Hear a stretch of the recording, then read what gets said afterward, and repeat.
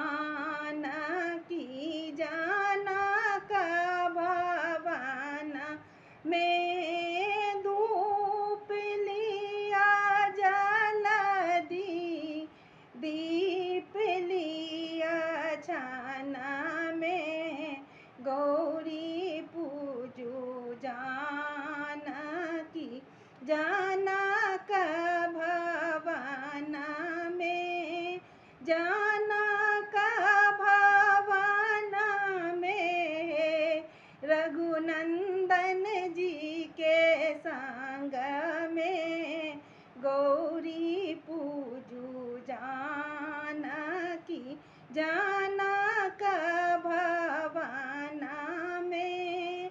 भाग्य मांगू जल्दी सुहाग मांगू छान में भाग्य मांगू जल्दी सुहाग मांगू छान में गौरी पूजू जानकी